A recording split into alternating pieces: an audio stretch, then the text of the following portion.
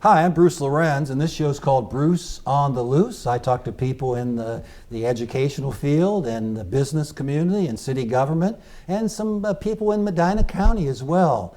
Roger Wright is with us today, and he is a director of the Four Cities Educational Compact. And Roger, thanks very much for being here today.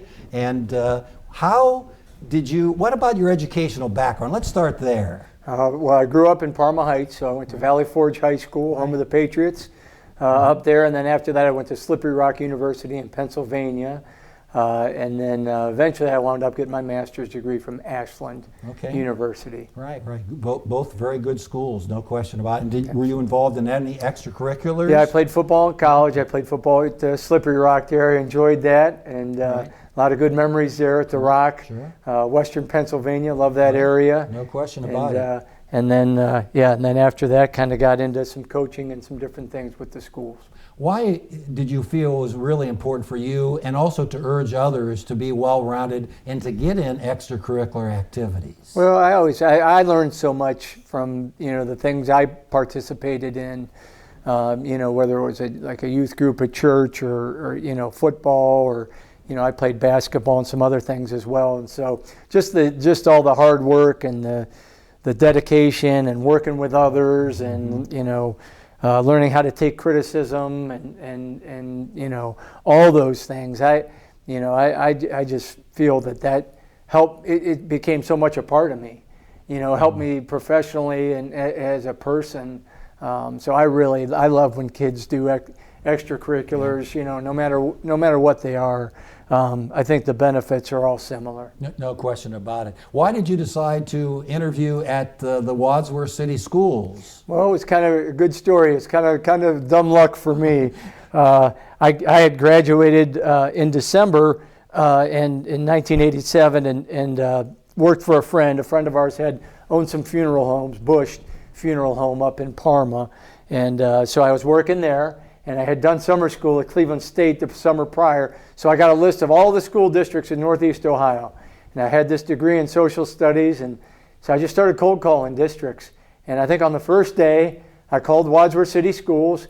They hooked me up to the middle school. I talked to Mary Greiner, secretary there, and Mary said, yeah, we did have a social studies opening here.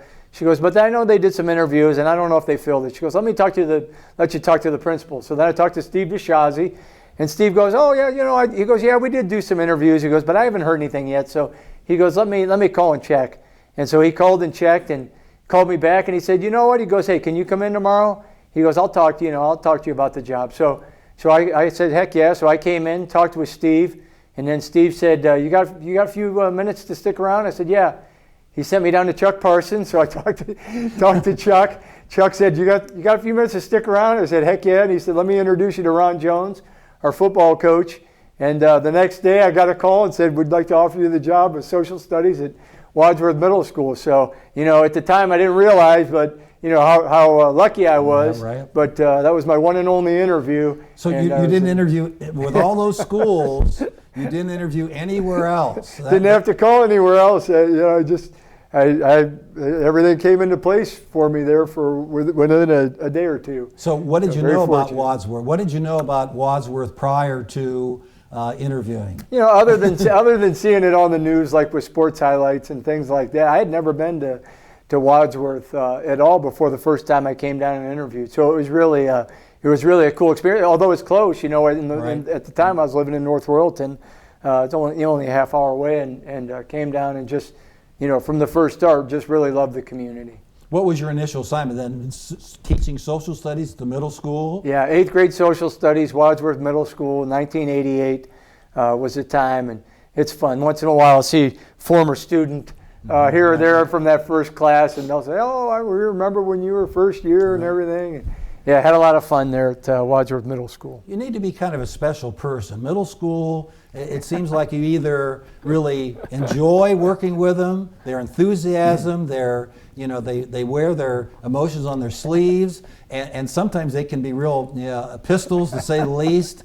Or you could say, well, sorry, I'll go somewhere else. I'll go elementary or senior high. Is that true? Yeah, absolutely. And you know, because you were there as well, Bruce, they're fun. I love middle school kids. I ended up being the principal of Wadsworth Middle School for 9 years, and I just loved that time.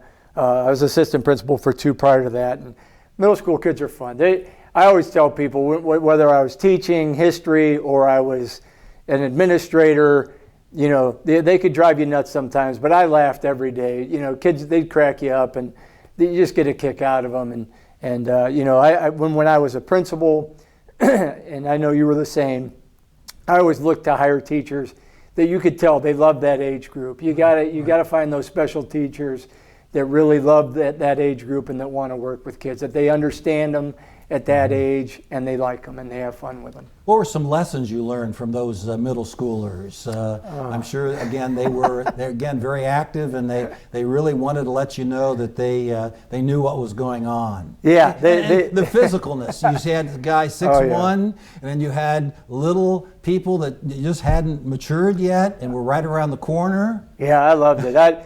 As principal, I'd walk down the halls and I'd maybe recognize a kid that I hadn't seen for a while. All of a sudden, I'm looking them in the eye, right. And then you see students that just were late bloomers and they hadn't grown much yet, and you had that whole gamut of kids in there, and I just got a big kick out of that. But what you learn from kids, just to have fun and be enthusiastic, and middle school kids very generous, kind. They still have that where they want to please adults, and they're going 100 different directions all at one time, and all kinds of crazy stuff going on with the bodies and hormones and everything. But I always had a lot of fun at that age. Then you moved into the high school and taught social studies there. In fact, my daughter had you in class, and she said, boy, Mr. Wright plays the best music.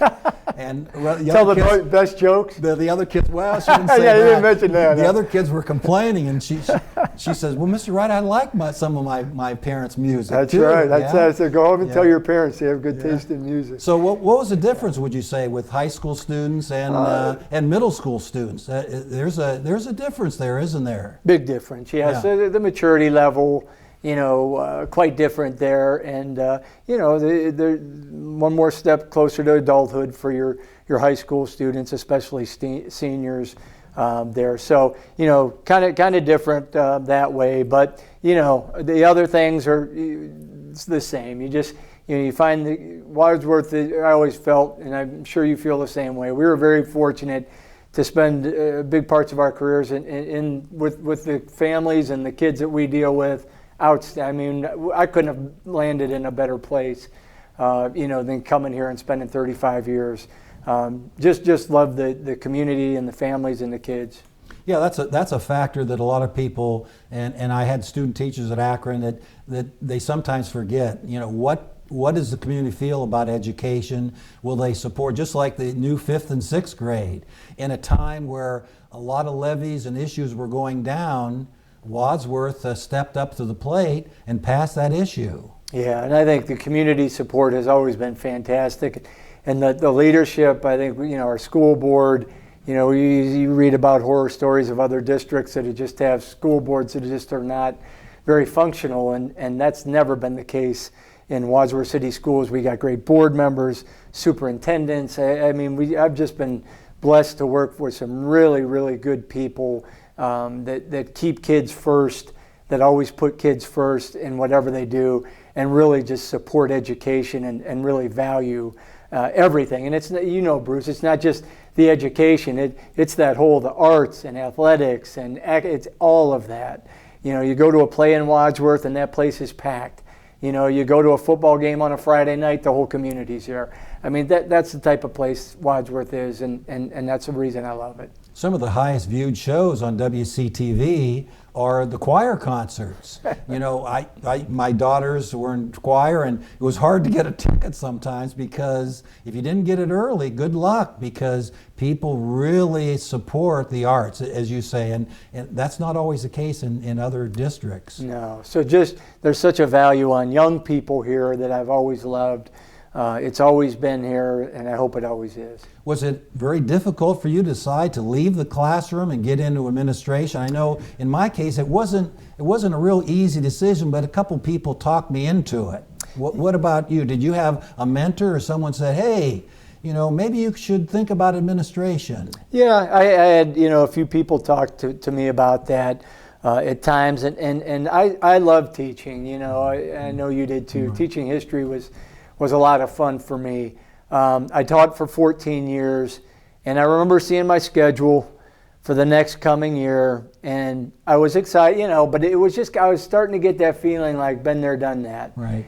And I never wanted to get stale, you know, and so an opportunity came up at the middle school there for the assistant principal, and Brian Williams was going to be the principal, and he was also at Wadsworth High School at that time, and I liked Brian. And so I had gotten my license from Ashland for you know, my master's in administration. Dale Fortner had talked to me about, you know, that quite a bit, like, hey, you might do that, and so I made the jump into administration and a whole new world after 14 years. It's really you go from communicating to students to now communicating to support staff. You're communicating with teachers, and certainly the principal and you have to be on the same page. It's kind of a different situation, but communication, I think, is really important. Absolutely, and it's a totally different world. You know, when I made that jump, you know, but I had Brian Williams to work with as the principal, and he was great. He and I were, you know, we still are friends, and just got along well. And I learned so much from Brian there, and he helped me navigate all that. But yeah, you're dealing with a lot of discipline situations. You're dealing more, you know, with adults and making those difficult calls sometimes to parents. You know, and I always took it as a learning situation. You know, middle school, you know, everybody does crazy stuff when they're in middle school. You know, you'd sit with a kid, you know, talk to them about what happened and ask them why they did it, and sometimes they'd go, I don't know. I don't know. It just seemed like the thing to do at the time, you know, and you know, just help them learn from it. And, you know, we all make mistakes and put it behind them and move forward. But, yeah, a whole different world there. I could say, you know, after looking back, I always felt teaching came naturally to me. I just, you know, I loved it so much. And administration was different. I did have to kind of learn it. And I had to think a lot about it. And, you know, what were the best approaches when you made a difficult phone call, when you're, you know, dealing with the situation. And, you know, it wasn't easy. There's a lot of, as you know, there's a lot of tough things that you get faced with that you have to deal with. And but no, Brian was great to learn from. And being an assistant principal, you know, really I learned a lot in that role. I think sometimes principals kind of think that they're out there by themselves, but I always try to use the counselors too. Like a student that you said didn't know why he did certain thing. You know, there probably is a home situation there that sometimes counselors, and I really think the Wadsworth counselors did a great job in services helping students and just talking to them and getting them in groups, and I think they were very big assets to students. Oh, we agree. We had great counselors. I had great counselors to work with.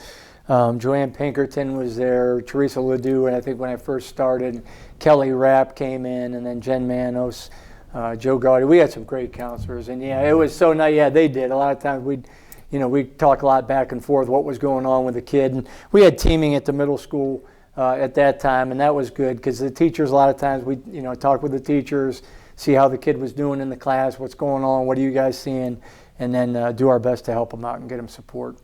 Then you were the person in charge. You were the middle school principal then. What changed there? What responsibilities? Again, now you're communicating a lot to the community at large, and making sure that they know what programs we're doing. And I really liked when the middle school did the foreign languages. They were like 9 weeks, French, Latin, and what else do they have? Spanish, yes. And the kids got a flavor for what that was like, so they could go ahead and take that at the high school. That was, I don't know who did that. That was ingenious. Yeah, we becoming the principal was, I did the assistant principal for 2 years, and then it's funny, I laugh when I think back on it. Sometimes as an assistant principal, when I was new, I'd think, what does a principal do all day? It seemed like, you're doing all this stuff, and you never really know what they're doing. I knew, Brian was always a hard worker. And I knew he was doing something, but I didn't know what it was, and then I found out what it was. When you become the principal, you're responsible for everything. The buck stops with you, pretty much with everything, pertaining to your building. So that was a whole nother world of learning. There, deal a lot more with the staff, a lot more with the community there, and you do get into the bigger things about the academics and what's going on with the school and curriculum. There's so much to it, but I enjoyed that too. It was a big learning curve for me. But communicating things like the master schedule and the types of classes you were going to offer, and collaborating with the teachers and the counselors, parents, PTA, all that kind of stuff, and then the district staff. Doing all that. But that was a great job. 9 years. Went by just like that, and really enjoyed that. A lot of outside meetings, WISE, and then outside meetings with other administrators, and maybe Mr. Parson would want you to go to a regional meeting to pick up some of the new things coming around the corner. And it's a totally different position, and it really, you never know what's going to happen each day. No, you didn't. And that's what's funny. When I look back on it now, you're right. I mean, you come in some days and you were one phone call away from big messes, man, that it was your fire to put out, and so you might have a few things planned, and in a minute or two, those plans might take a big change, and then you're dealing with things, but that's how it was. But I had good people to work with. Dale Fortner, superintendent, was outstanding, very supportive, always. Could you pick up the phone and give him a call, and what do you think I should do here, and what are your thoughts here? Brian Williams was the high school principal, and I always had people I could bounce things off of and talk through, and some great teachers at the middle school that I really have a ton of respect for, and together, and counselors, we would work through all those situations and do our best. Why did you decide to then throw your hat in the ring for the Four Cities Educational Compact? A little bit different, little bit different role than you had held before. Yeah, so after 9 years of being the middle school principal, I could feel I was getting burned out. I needed a change, and the assistant position at the high school was open because Steve Moore was going to become the principal. And I like Steve, I'd worked with him before, so I thought I needed a change. So I went to the high school as the associate principal. Did that while I was there. I saw the compact classes, hadn't really seen much of them before, and really liked what I saw. And then the compact director at the time, Steve Farnsworth, was the interim director of the compact. They were looking to fill that position, and I just kind of fell in love with it. And it was cool because I had worked with Jeff Ramnitz, who's the superintendent at Barberton. Jeff was the principal of Barberton High School at the time. And so I kind of knew people at Barberton, at Copley, at Norton. I knew people at all the districts, and Career Tech I interviewed for the position, and I got the job as director, and it was a great job to finish my career. Yeah, I would tell student teachers that it's really important to have those connections along the way and those contacts, and that really goes a long way, doesn't it? More than people realize. Oh, it's huge. Being able to know people at the different districts. Brian Williams now is at Copley. He's the assistant superintendent. Jeff's the superintendent. Ramnitz at Barberton right now. But there's all those connections and just your familiarity with people who know you. And the compact's really neat that way. There's so many good people in those four districts, and they work well together. Our principals are great. Our counselors are great. They all, they talk to each other. Bus supervisors, superintendents. I mean, there's just special ed. There's just a collaboration between our 4 districts, and it's awesome to see. Before we started the show, you told us that a big celebration was 50 years the 4 Cities Compact has been in existence. Pretty amazing. It really is. It's neat, and it's fun to think about, because I'll run into people and I took this program back then, or and it's changed. Some of the programs, those traditional programs that have been, are part of vocational education, like automotives or cosmetology, they're still around. But now there's a whole new breed of career tech programs like media communications, or robotics, or in engineering, and it's evolved into different programs, but it's never changed in its hands-on nature, giving opportunities for students to learn about things by doing. There's the academic component to all our programs, but then you get the hands-on, real-world application learning that our students love. And some of our students go to 4-year colleges, but they go with already 2 years of coursework and experience under their belts. And then our other students, they'll go right to work, and they have certifications and credentials and things. They get hired right out of high school, and they're going. And they're not making $5 an hour. No. But like back when I was in school, it's certainly very, very prominent positions. And those jobs in medical, in transportation, in construction, we need those people, don't we? Yeah, we need them, and again, like you said, they're a lot of them are making good money. Our construction trades students, some of them will go right. They'll go right into the union. They'll start their apprenticeships, and they make good money at the beginning, but then they bump up incrementally there on those steps. They hit their journeyman's card, and they're making good money, and they're and for the ones that don't go to college, they didn't incur any debt. They've got their job. They've got insurance benefits, all that kind of stuff, and they love what they do. And there's opportunities to branch off. So that's wonderful. What about the carpentry program? I guess you're going to be selling another house. Yeah. So June 27th, we got our auction date set. The house is 298 Stratford Avenue. We're going to have a couple open houses, and we encourage. Here's a picture. We encourage people to go through it. We're going to have open houses on the 6th and the 13th. And just want people to come through and see it. It's a beautiful house, 3 bedrooms, open deck. Floor plan, full basement. There's the deck on the back patio, wooded lot behind it.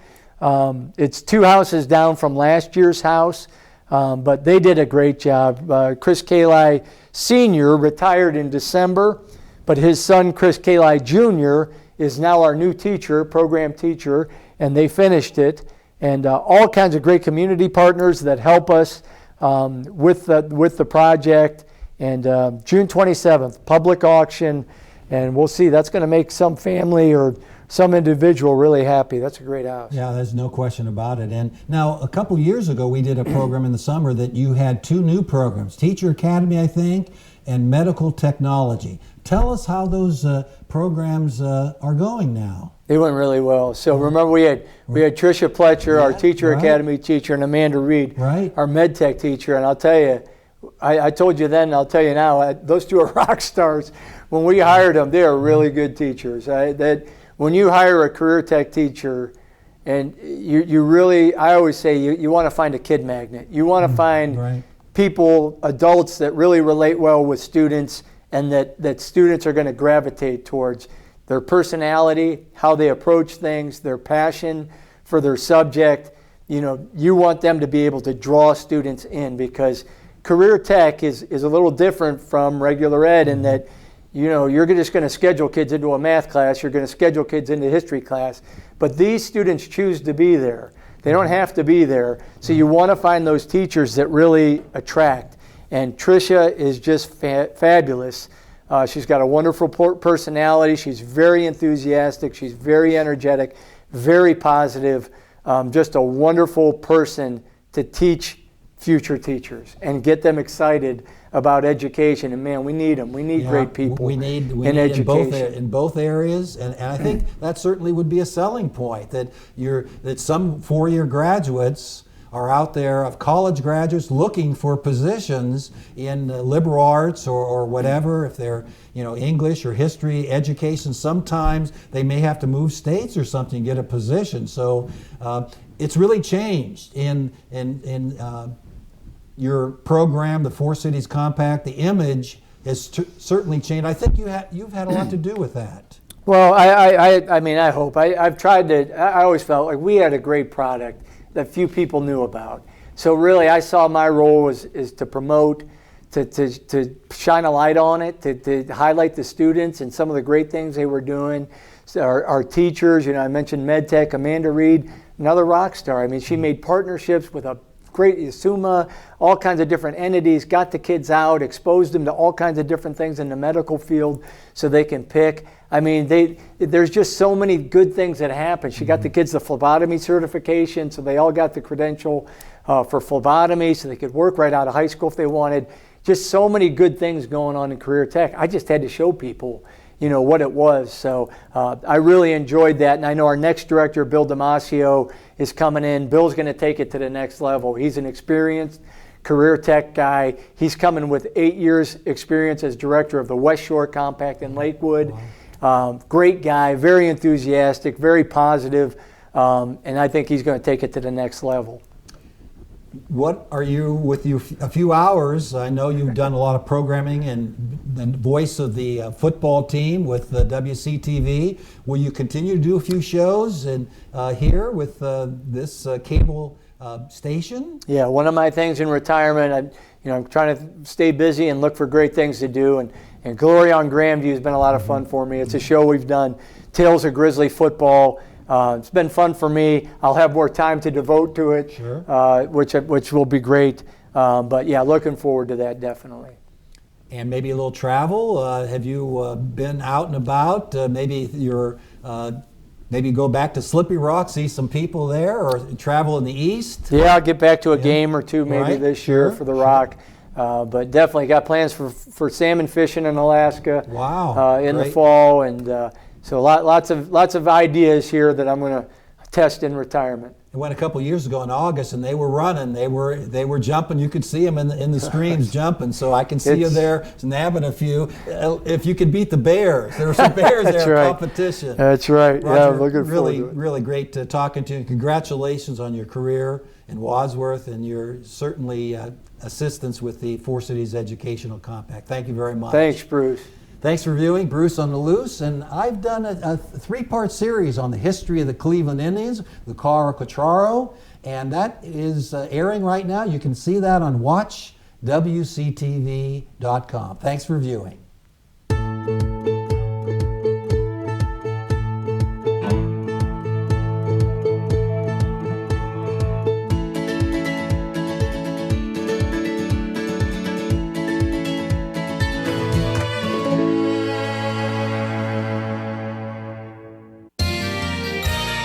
You are watching WCTV, Wadsworth Community Television.